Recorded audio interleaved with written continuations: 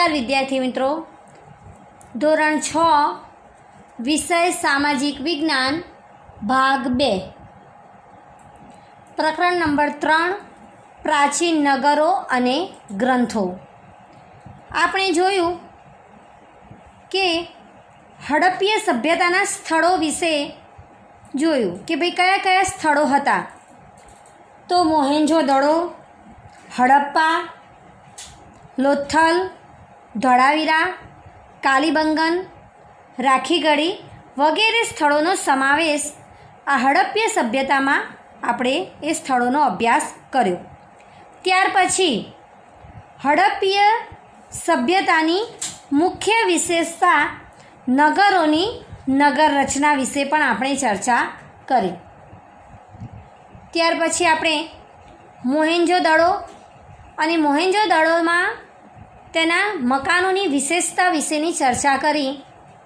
ચોરસ અને લંબચોરસ આકારના મકાનોની સમજૂતી પ્રાપ્ત કરી અને મોહેંજો-દડોના સ્નાનાગારના પણ આપણે દર્શન કર્યા. અને હવે આગળ જોઈશું ધોળાવીરા કચ્છ જિલ્લામાં ભચાઉ તાલુકામાં ખડીરબેટ વિસ્તારમાં આવેલ પુરાતત્વીય સ્થળ છે. ધોળાવીરા એક પુરાતત્વીય એટલે કે પુરાતન સ્થળ છે જે કચ્છ જિલ્લામાં આવેલું છે. ભચાઉ તાલુકામાં ખડીરબેટ વિસ્તારમાં આવેલું એક આ સ્થળ છે ધોળાવીરા. સામાન્ય રીતે હડપ્પીય નગરો બે ભાગમાં વહેંચાયેલા છે. હડપ્પીય નગરોને બે ભાગમાં વહેંચ્યા છે, જ્યારે ધોળાવીરાનું નગર એ ત્રિસ્તરીય છે એટલે કે 3 ભાગમાં વહેંચાયેલું છે. પહેલું છે સિટાડલ કિલ્લો, બીજું છે ઉપલું નગર અને ત્રીજું છે નીચલું નગર. ફરીથી ધોળાવીરા નગરને 3 ભાગમાં વહેંચવામાં આવ્યું છે એટલે કે તેને ત્રિસ્તરીય કહેવાય છે. નંબર 1 સિટાડલ કિલ્લો, નંબર 2 ઉપલું નગર અને નંબર 3 નીચલું નગર. ધોળાવીરા નગરની મુખ્ય વિશેષતા વરસાદના પાણીના સંગ્રહની વ્યવસ્થા અને સ્ટેડિયમ છે. ધોળાવીરા નગરની મુખ્ય વિશેષતા કઈ છે? તો કે વરસાદના પાણીનો સંગ્રહ અને સ્ટેડિયમ. રાજસ્થાનનું કાલીબંગન નગર હડપ્પીય સભ્યતાની કૃષિ ક્રાંતિનું મુખ્ય મથક હતું. રાજસ્થાનમાં કાલીબંગન નગર આવેલું છે. તેમાં ખેતી સારા એવા પ્રમાણમાં થતી હતી, માટે તેને હડપ્પીય સભ્યતાની કૃષિ ક્રાંતિનું મુખ્ય મથક કહ્યું છે. અહીં ખેડેલા ખેતરોના અવશેષો તેની સાબિતી પૂરી પાડે છે. અહીં આપણને જે ખેડેલા ખેતરોના અવશેષો મળી આવ્યા છે તેના ઉપરથી એવું કહી શકાય કે રાજસ્થાનનું કાલીબંગન નગર એ હડપ્પીય સભ્યતાની કૃષિ ક્રાંતિનું મુખ્ય મથક છે એવું આપણે અનુમાન કરી શકીએ. અહીં મળી આવેલા તાંબાના અવશેષો એ પુરવાર કરે છે કે અહીં તાંબાના ઓજારોનું નિર્માણ થતું હશે અને આ ઓજારો કૃષિ ક્ષેત્રે ઉપયોગમાં લેવાતા હશે. બીજા કયા અવશેષો મળી આવ્યા છે? તાંબાના અવશેષો ઉપરથી એ પુરવાર થાય છે કે ત્યાં ઓજારો પણ બનતા હશે અને આ ઓજારો એ કૃષિ ક્ષેત્ર એટલે કે ખેતી કામમાં આ ઓજારોનો ઉપયોગ થતો હશે. આમ સિંધુ ખીણ સભ્યતાનું નગર આયોજન સુવ્યવસ્થિત, સુંદર, ઇજનેરી કળા ધરાવતું, આયોજનબદ્ધ અને કૌશલ્યયુક્ત હતું. અહીંયા પ્રશ્ન પૂછાય કે સિંધુ ખીણની સભ્યતાનું નગર આયોજન કેવું હતું? તો સિંધુ ખીણ સભ્યતાનું નગર આયોજન સુવ્યવસ્થિત, સુંદર, ઇજનેરી કળા ધરાવતું, આયોજનબદ્ધ અને કૌશલ્યયુક્ત હતું. તેમાં તે વખતના શાસક વર્ગની શાસન શક્તિ, ઇજનેરોની બુદ્ધિમત્તા અને કારીગરોની કલાશક્તિનું અદ્ભુત પ્રતિબિંબ પડે છે. તો જે શાસક એટલે કે જે શાસકો થઈ ગયા એ સમયની શાસન શક્તિ, તેમની શક્તિના દર્શન થાય છે. જે ઇજનેરો હતા એમની બુદ્ધિના દર્શન થાય છે અને જે કારીગરો હતા તેમાં રહેલી કલાશક્તિના દર્શન આપણને જોવા મળે છે. તો આપણે અહીં હડપ્પીય સભ્યતાનું નગર આયોજન વિશે ચર્ચા કરી. હવે આપણે જોઈશું હડપ્પીય સભ્યતાનું આર્થિક જીવન. સિંધુ ખીણ સભ્યતાના લોકો ખેતી, પશુપાલન, વેપાર, હુન્નર ઉદ્યોગ જેવા વ્યવસાયો કરતા હતા. હવે આર્થિક રીતે હડપ્પીય લોકો આર્થિક રીતે કેવી રીતે સુખી હતા, શું કાર્ય કરતા હતા? તો તે લોકો ખેતી, પશુપાલન, વેપાર, હુન્નર ઉદ્યોગ જેવા વ્યવસાયો કરતા હતા. ખેતીમાં કયા પાકોની ખેતી કરતા? તો ખેતીમાં ઘઉં, જવ, વટાણા, તલ, સરસવ વગેરે પાકોની ખેતી કરતા. ખેતીમાં જમીન ખેડવા હળનો ઉપયોગ કરતા. હળ દરેક વિદ્યાર્થીઓએ જોયેલું જ હશે. હળ જે ખેતરમાં ખેડવા માટે આ હળનો ઉપયોગ થતો હોય છે. પશુપાલનમાં ગાય, ભેંસ, બકરી, ખૂંદવાળો બળદ પાળતા. પશુપાલનનો વ્યવસાય પણ કરતા. એટલે પશુપાલનમાં કયા પશુઓને પાળતા હતા? તો ગાય, ભેંસ, બકરી, ખૂંદવાળો બળદ. તેઓ આંતરિક અને આંતરરાષ્ટ્રીય વેપાર કરતા. તે પોતે જ્યાં રહેતા ત્યાં આંતરિક વિસ્તારમાં પણ વેપાર કરતા અને આંતરરાષ્ટ્રીય રાષ્ટ્રીય લેવલે પણ વેપાર કરતા હતા. અહીંનું સુતરાઉ કાપડ છેક મેસોપોટેમિયા અને તેના માધ્યમથી ઇજિપ્ત સુધી પહોંચતું. એટલે કે ત્યાં જે સુતરાઉ કાપડ બનતું હતું તે સુતરાઉ કાપડ મેસોપોટેમિયા અને તેના માધ્યમથી ઇજિપ્ત સુધી પહોંચતું એમ ઇતિહાસકારો માને છે.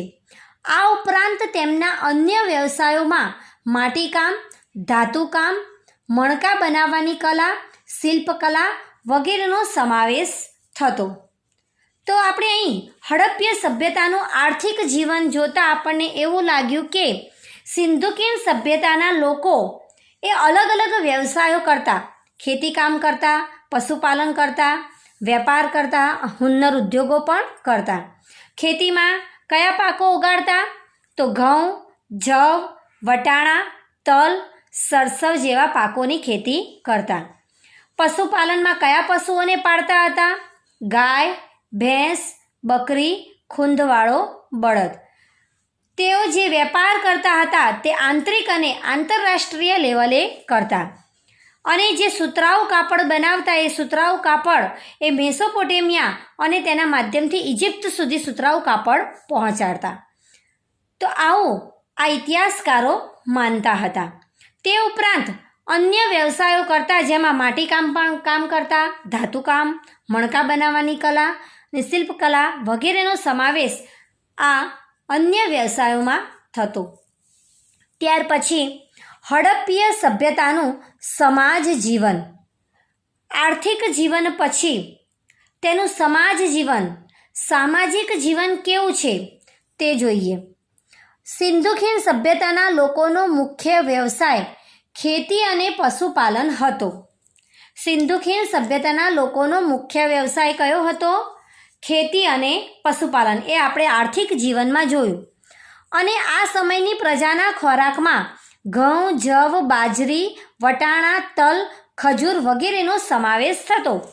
ખોરાકમાં શાનો સમાવેશ થતો? એટલે કે હડપ્પીય સભ્યતાના લોકો ખોરાકમાં શાનો ઉપયોગ કરતા? ઘઉં, જવ, બાજરી, વટાણા, તલ, ખજૂર વગેરેનો ઉપયોગ કરતા. પશુપાલનના કારણે પોતે પશુ પાળતા, એટલે તેઓ ખોરાકમાં દૂધ અને દૂધની બનાવટોનો પણ સમાવેશ થતો. પશુઓને પાળતા એટલે તેમના ખોરાકમાં દૂધ અને દૂધથી જે બનાવટો બનતી, દૂધમાંથી જે પણ કંઈ ચીજ વસ્તુઓ બનતી તે પણ ખોરાકમાં ઉપયોગ કરતા. આ સભ્યતાના અવશેષોમાં માછલી પકડવાના હૂક, જેને કહેવાય ગલ, મળી આવ્યા છે. તો માછલી પકડવાના હૂક પણ ઇતિહાસકારોને મળી આવ્યા છે. તેથી ખોરાકમાં માછલીનો પણ સમાવેશ થતો હશે તેવું તેમણે અનુમાન કર્યું. માછલી પકડવાના હૂક મળી આવવાથી આપણા ઇતિહાસકારોએ એવું માન્યું છે કે તેઓ ખોરાકમાં માછલીનો પણ ઉપયોગ કરતા હશે.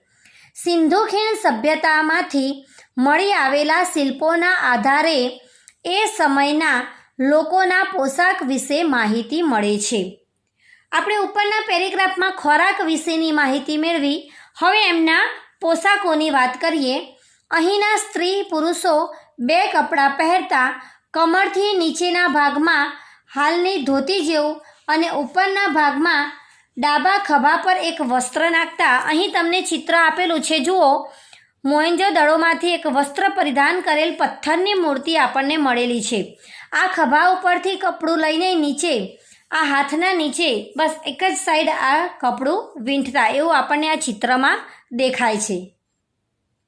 તો તેઓ ડાબા ખભા પરથી જમણા હાથની નીચે આવે એમ ઉપવસ્ત્ર વીંટતા. જે આગળ મેં તમને ચિત્રમાં બતાવ્યું કે એક હાથના ખભા ઉપરથી બીજા હાથના નીચે થઈને એ કપડું વીંટતા.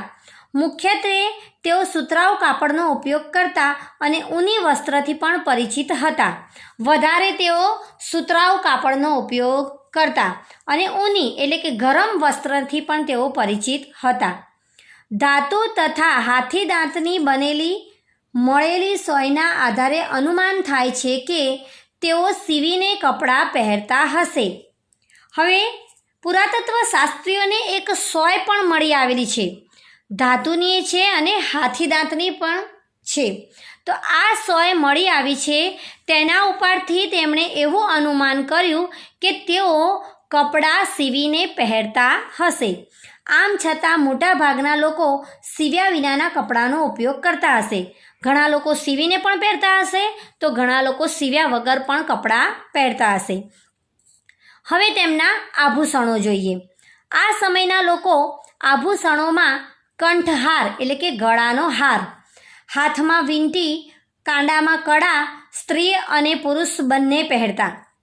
આભૂષણોમાં ગળાનો હાર, હાથમાં વીંટી, કાંડામાં કડા એ સ્ત્રી અને પુરુષો બંને પહેરતા.